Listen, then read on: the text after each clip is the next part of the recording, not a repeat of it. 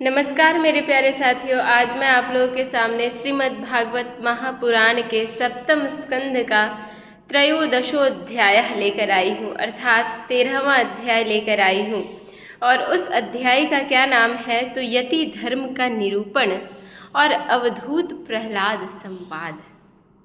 चलिए हम लोग जानेंगे इस अध्याय में कि अवधूत प्रहलाद संवाद ये किस प्रकार का संवाद है और ये अवधूत कौन है। और प्रहलाद के बारे में तो आप लोगों को मैं बहुत पूर्व में बता ही चुकी हूँ, लेकिन सबसे महत्वपूर्ण है इस अध्याय का कि अवधूत नामक व्यक्ति है कौन और इन दोनों के मध्य में किस प्रकार के संवाद होते हैं, संवाद क्या है, उन संवादों को भी हम लोग इस अध्याय के माध्यम से देखने का प्रयास करेंगे, जानने का प्रयास करेंगे और यति धर्म का निरूपण भी हम लोग देखेंगे। तो चलिए बने रहिए इस वीडियो के अंत तक। आज मैं आप लोगों के सामने अवधूत प्रहलाद संवाद नामक विषय लेकर आई हूँ, जो अत्यंत रोचक और सारगर्भित और तथ्यात्मक सिद्ध होने वाला है। नारद जी कहते हैं, धर्मराज, यदि वानप्रस्थी में ब्रह्म विचार का सामर्थ्य हो,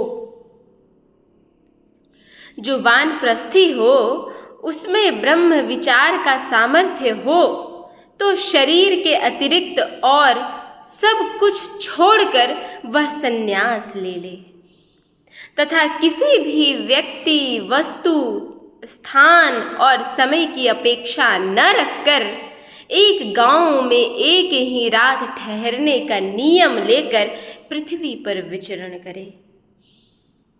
यदि वह वस्त्र पहने तो केवल कौपीन, जिससे उसके गुप्त अंग ढक जाए, और जब तक कोई आपत्ति न आवे तब तक दंड अथवा अपने आश्रम के चिन्हों के सिवा अपनी त्यागी हुई किसी भी वस्तु को ग्रहण न करे। अगर आपत्ति आ जाए किसी कारणवश तभी दंड धारण करे और तभी ही अपने आश्रमों के चिन्हों को या अर्थात कुछ वस्तुओं को धारण करे। अन्यथा अगर कोई दिक्कत, कोई परेशानी नहीं आवे तो उसे दंड तक को त्याग देना चाहिए। सन्यासी को चाहिए कि वह समस्त प्राणियों का हितैषी हो, शांत रहे, भगवत परायण रहे और किसी का आश्रय न लेकर अपने आप में ही रमे एवं अकेला ही विचरे। जो सन्यासी व्यक्ति हो उसका मुख्य धर्म होना चाहिए कि वो समस्त प्राणियों के हितैषी हो और शांत स्वभाव वाला हो, शांत चित्त वाला हो और भगवत पारायण अर्थात हमेशा भागवत चिंतन में लगा रहे और किसी का आश्रय न लेकर सदैव अपने में ही रमे रहे एवं अकेला ही विचरण करे, वो किसी के संग न रहे। यही लक्षण मनुस्मृति में भी, यही लक्षण याज्ञवल्क्य स्मृति में भी, यही लक्षण कौटिल्य अर्थशास्त्र में भी देखने के लिए मिलता है। इस संपूर्ण विश्व को कार्य और कारण से अतीत परमात्मा में अध्यस्त जाने और कार्य कारण स्वरूप इस जगत में ब्रह्म स्वरूप अपने आत्मा को परिपूर्ण देखे। आत्मदर्शी सन्यासी सुसुप्ति और जागरण की संधि में अपने स्वरूप का अनुभव करे और बंधन तथा मोक्ष दोनों ही केवल माया है, वस्तुतः कुछ नहीं, ऐसा समझे। ये सभी लक्षण सन्यासियों के बारे में बता रहा है। न तो शरीर की अवश्य होने वाली मृत्यु का अभिनंदन करे और न अनिश्चित जीवन का अभिनंदन करे, केवल समस्त प्राणियों की उत्पत्ति और नाश के कारण काल की प्रतीक्षा करता रहे। असत्य अनात्म वस्तु का प्रतिपादन करने वाले शास्त्रों से प्रीति न करे। जो असत्य बताए, जो शास्त्र हमेशा मिथ्या बात बताए, जो अनात्म, जो वस्तु से अनात्म वस्तु को जो बताने वाला हो, अनात्म वस्तु का प्रतिपादन करने वाला जो शास्त्र हो, उस पे वो प्रीति न रखे। केवल वाद विवाद के लिए कोई तर्क न करे। और संसार में किसी का पक्ष न ले। शिष्य मंडली न जुटावे, बहुत से ग्रंथों का अभ्यास न करे, क्योंकि ये सन्यासी का ये कर्तव्य होता है कि वो शिष्य मंडली में न रहे और बहुत से ग्रंथों का भी अभ्यास ना करे। वो बहुत से ग्रंथों का अभ्यास करने का समय चला गया। वो ब्रह्मचर्य आश्रम में जब व्यक्ति रह रहा होता है तब इन सभी चीज़ों का पालन करना उनके लिए अनिवार्य बताया गया है, परंतु जब वही व्यक्ति सन्यासी जीवन को धारण कर लेता है तो उसको बहुत से ग्रंथों का अभ्यास करने से मना किया जाता है। व्याख्यान न दे और बड़े बड़े कामों का आरंभ न करे। शांत हो, समदर्शी हो, दूरदृष्टि वाला हो एवं महात्मा सन्यासी के लिए किसी आश्रम का बंधन धर्म का कारण नहीं हो। वह अपने आश्रम के चिन्हों को धारण करे, चाहे छोड़ दे। उसके पास कोई आश्रम का चिन्ह न हो, परंतु वह आत्मानुसंधान में मग्न हो तो अत्यंत विचारशील, परंतु जान पड़े पागल और बालक की तरह। वह अत्यंत प्रतिभाशील होने पर भी साधारण मनुष्यों की दृष्टि से ऐसा जान पड़े मानो कोई गूंगा हो। युधिष्ठिर, इस विषय में महात्मा लोग एक प्राचीन इतिहास का वर्णन करते हैं। वह है दत्तात्रेय मुनि और भक्तराज प्रहलाद का संवाद। एक बार भगवान के परम प्रेमी प्रहलाद जी कुछ मंत्रियों के साथ लोगों के हृदय की बात जानने की इच्छा से लोकों में विचरण कर रहे थे। उन्होंने देखा कि सह्य पर्वत की तलहटी में कावेरी नदी के तट पर पृथ्वी पर ही एक मुनि पड़े हुए हैं। उनके शरीर की निर्मल ज्योति अंगों के धूलि धूसरित होने के कारण ढकी हुई थी। उनके कर्म, आकार, वाणी और वर्णाश्रम आदि के चिन्हों से लोग यह नहीं समझ सकते थे कि वे कोई सिद्ध पुरुष है। वो कोई सिद्ध पुरुष है या नहीं, क्योंकि उनके जो शरीर है वो इतनी धूल धूसरित हो चुकी थी। उनके कर्म, उनके वाणी, उनके वर्णाश्रम आदि चिन्हों से लोग समझ ही नहीं पा रहे थे कि कोई जान भी नहीं पाते कि ये कोई सिद्ध पुरुष है या नहीं। भगवान के परम प्रेमी भक्त प्रहलाद जी ने अपने सिर से उनके चरणों का स्पर्श करके प्रणाम किया और विधि पूर्वक उनकी पूजा करके जानने की इच्छा से प्रश्न किया। क्या प्रश्न किया? भगवान, आपका शरीर उद्योगी और भोगी पुरुषों के समान हृष्ट पुष्ट दिखाई पड़ रहा है। संसार का यह नियम है कि उद्योग करने वालों को धन मिलता है। जो मनुष्य हमेशा उद्योग करता है, जो मनुष्य हमेशा परिश्रम करता है, जो मनुष्य सदैव कर्मशील रहता है, उसको जो है वो भोग प्राप्त होता है और भोगियों का ही शरीर हृष्ट पुष्ट होता है। जो व्यक्ति संसार को भोगता है उसका ही शरीर हृष्ट पुष्ट रहता है, ऐसा मुझे पता है, ऐसा मैं जानता हूँ। ऐसा कौन कह रहा है? प्रहलाद जी कह रहे हैं। किससे कह रहे हैं? तो वो मुनि से कह रहे हैं, वो ऋषि मुनि से कह रहे हैं जो धूल धूसरित पड़े हुए हैं उस तलहटी में, उससे कह रहे हैं। और कोई दूसरा कारण हो तो नहीं सकता है। भगवान, आप कोई उद्योग तो करते नहीं, यूं ही पड़े रहते हैं, इसलिए आपके पास धन है नहीं, फिर आपको भोग कहाँ से प्राप्त होंगे? ऐसा जो है वो प्रश्न कर रहा है, आश्चर्यचकित वाला प्रश्न कर रहा है वो। ब्राह्मण देवता, बिना भोग के ही आपका यह शरीर इतना हृष्ट पुष्ट कैसे है? यदि हमारे सुनने योग्य हो तो अवश्य बतलाइए। आप विद्वान, समर्थ और चतुर हैं। आपकी बातें बड़ी अद्भुत और प्रिय होती है। ऐसी अवस्था में आप सारे संसार को कर्म करते हुए देखकर भी संभाव से पड़े हुए हैं, इसका क्या कारण है? नारद जी कहते हैं, धर्मराज, जब प्रहलाद जी ने महामुनि दत्तात्रेय जी से इस प्रकार प्रश्न किया, तब वे उनकी अमृतमयी वाणी के वशीभूत होकर मुस्कुराते हुए बोले। कौन?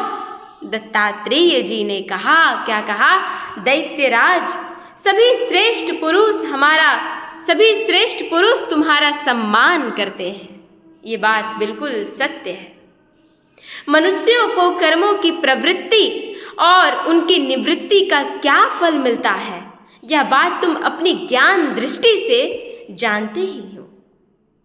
मुझे यह बात बताने की आवश्यकता नहीं है कि मनुष्य की प्रवृत्ति और उनकी निवृत्ति का क्या फल मिलता है। यह बात मुझे बताने की आवश्यकता नहीं है। यह बात तुम्हें स्वयं की ज्ञान दृष्टि से पता होगा। तुम्हारी अनन्य भक्ति के कारण देवाधिदेव भगवान नारायण सदा तुम्हारे हृदय में विराजमान रहते हैं, और जैसे सूर्य अंधकार को नष्ट कर देते हैं, वैसे ही वे तुम्हारे अज्ञान को नष्ट करते रहते हैं। इस प्रकार से दत्तात्रेय जी प्रहलाद से कह रहे हैं। और क्या कह रहे हैं? तो भी प्रहलाद, मैंने जैसा कुछ जाना है उसके अनुसार मैं तुम्हारे प्रश्नों का उत्तर देता हूँ, क्योंकि आत्मशुद्धि के अभिलाषियों को तुम्हारा सम्मान अवश्य करना चाहिए। प्रहलाद जी, तृष्णा एक ऐसी वस्तु है जो इच्छा अनुसार भोगों के प्राप्त होने पर भी पूरी नहीं होती है। ये तृष्णा, ये इच्छा ऐसी है कि आपकी जितनी इच्छाएं पूर्ण होगी, वो और ही उतनी ही इच्छाएं उत्पन्न होकर आपके सामने दिखाई पड़ने लगेगी। उसी के कारण मनुष्य जन्म मृत्यु के चक्कर में भटकना पड़ता है मनुष्य को। तृष्णा ने मुझसे न जाने कितने कर्म करवाए और उनके कारण न जाने कितनी योनियों में मुझे डाला। कर्मों के कारण अनेकों योनियों में भटकते भटकते दैववश मुझे यह मनुष्य योनि मिली है, जो स्वर्ग, मोक्ष, तिर्यक योनि तथा इस मानव देह की भी प्राप्ति का द्वार है।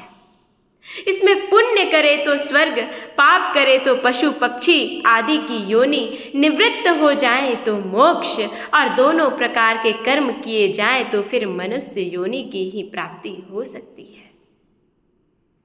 परंतु मैं देखता हूं कि संसार के स्त्री पुरुष कर्म तो करते हैं सुख की प्राप्ति और दुख की निवृत्ति के लिए। मनुष्य जो है वो सदैव प्रयत्नशील रहते हैं कि हमें सुख की प्राप्ति हो सके और दुख की निवृत्ति हो सके, अर्थात दुख दूर हो सके। इसके लिए वे सदैव कर्म करते रहते हैं, किंतु उसका फल उल्टा ही होता है।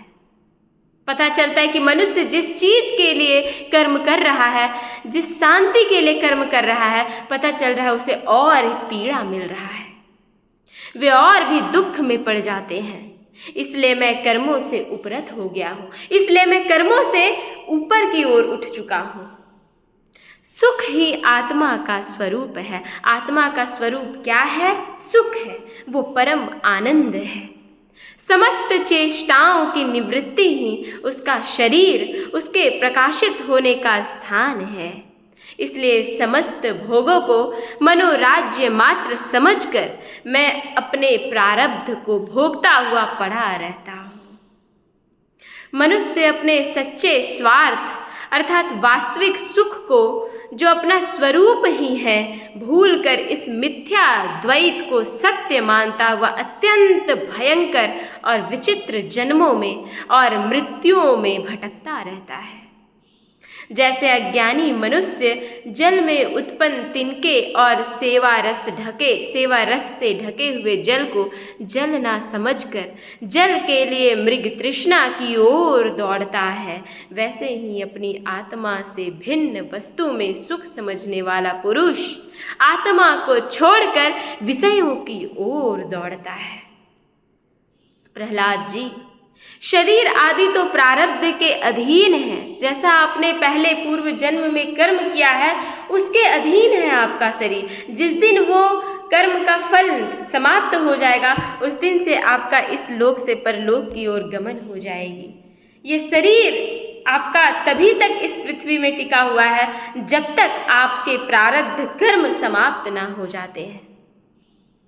प्रहलाद जी, शरीर आदि तो प्रारब्ध के अधीन है, उनके द्वारा जो अपने लिए सुख पाना और दुख मिटाना चाहता है वह कभी अपने कार्य में सफल नहीं हो सकता, क्योंकि ये जो शरीर है वो प्रारब्ध के अनुसार से ही कार्य करते रहती है। उसके बार बार किए हुए सारे कर्म व्यर्थ हो जाते हैं।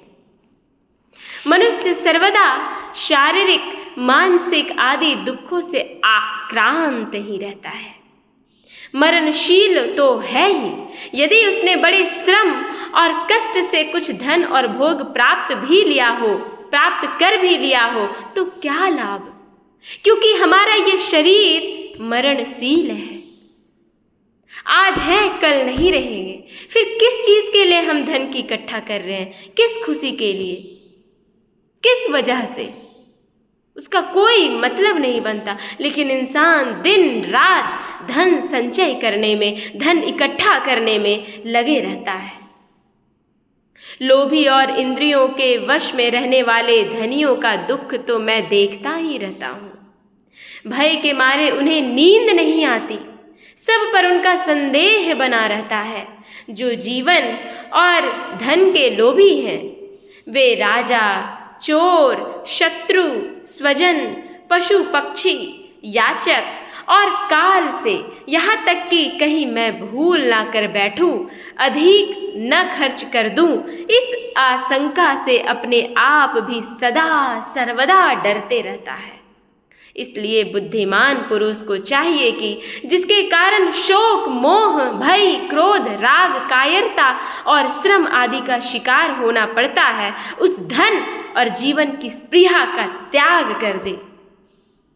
इस लोक में मेरे सबसे बड़े गुरु हैं अजगर और मधुमक्खी। ऐसा कौन कह रहा है? दत्तात्रेय मुनि ने कहा कि संसार में अगर मेरा सबसे बड़ा कोई गुरु है तो वो है अजगर और मधुमक्खी।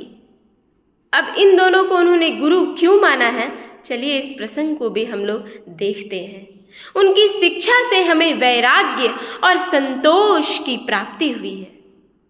अजगर और मधुमक्खी से हमें, उनकी शिक्षा से हमें वैराग्य और संतोष की प्राप्ति हुई है। अब कैसे वैराग्य और संतोष की प्राप्ति हुई है इसको हम लोग देखते हैं।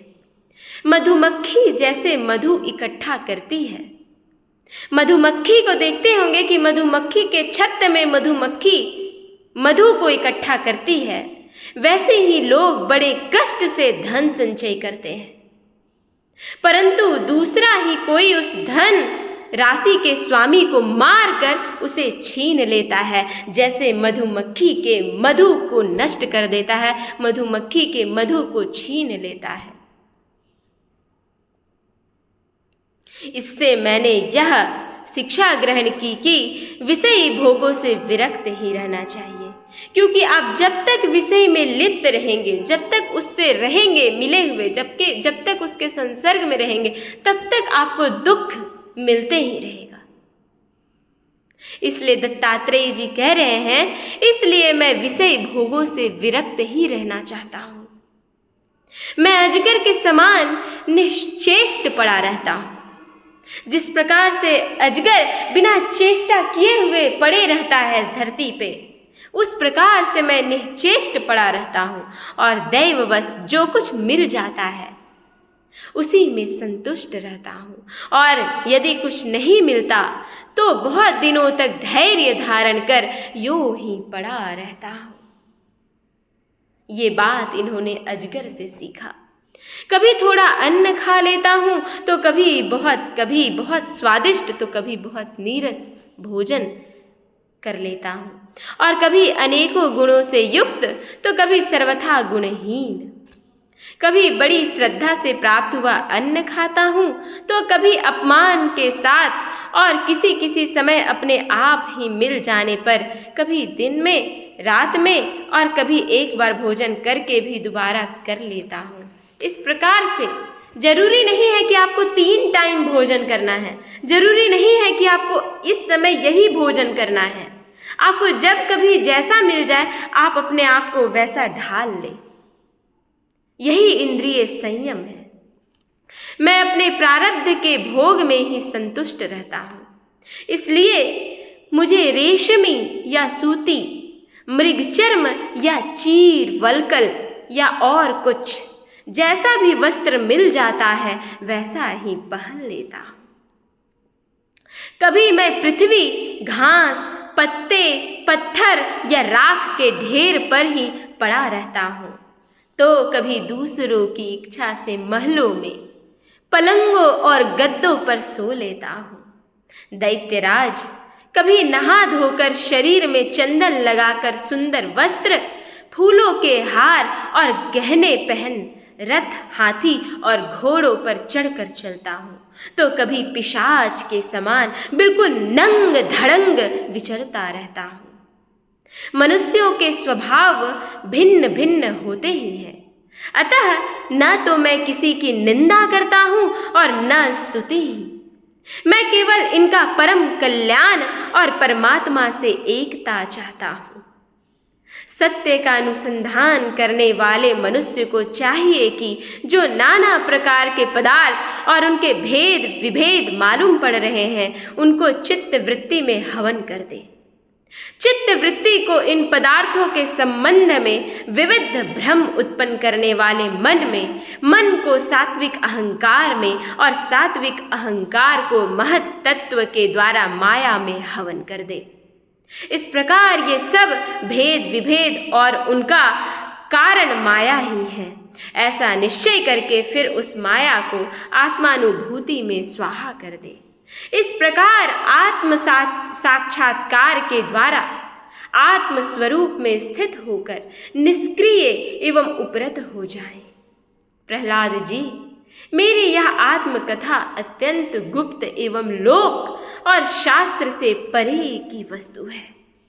तुम भगवान के अत्यंत प्रेमी हो, इसलिए मैंने तुम्हारे प्रति इसका वर्णन किया है। नारद जी कहते हैं, महाराज, प्रहलाद जी ने दत्तात्रेय मुनि से परमहंसों के इस धर्म का श्रवण करके उनकी पूजा की और फिर उनसे विदा लेकर बड़ी प्रसन्नता से अपने राजधानी के लिए प्रस्थान किया, क्योंकि प्रहलाद जी उस समय दैत्यराज थे। इस प्रकार से यह अध्याय समाप्त होता है और आपने देखा कि दत्तात्रेय जी ने इस आत्म तत्व को कितने सार गर्भित तरीके से प्रहलाद जी को समझाया, और वो केवल प्रहलाद जी को ही नहीं बताया बल्कि इस समस्त संसार की प्राणियों को बताने की चेष्टा किया। हम सभी मनुष्यों को बतलाने की कोशिश की उन्होंने। इसलिए हम लोगों को भी आज से ये प्रण लेना चाहिए कि इस अध्याय का जो भी सार है, जो भी तत्व पदार्थ है, उसको अपने जीवन में उतारे और अपने इंद्रियों को संयम में रखे और भले बुरे लोगों से आप बचें। सबके प्रति आपकी समदृष्टि होनी चाहिए। आप सबके लिए कल्याण और परमात्मा से एकता आप चाहिए, ऐसी आपकी भावना होनी चाहिए और ऐसा आप अपनी भावना को उजागर करके और इस संसार के मार्ग में आगे बढ़ते रहिए। इस प्रकार से यह अध्याय यहीं समाप्त होता है और आप लोगों ने मुझे धैर्य से सुना, इसके लिए बहुत बहुत धन्यवाद। नमो नमः। नमः संस्कृताय। ओम नमो भगवते वासुदेवाय नमः।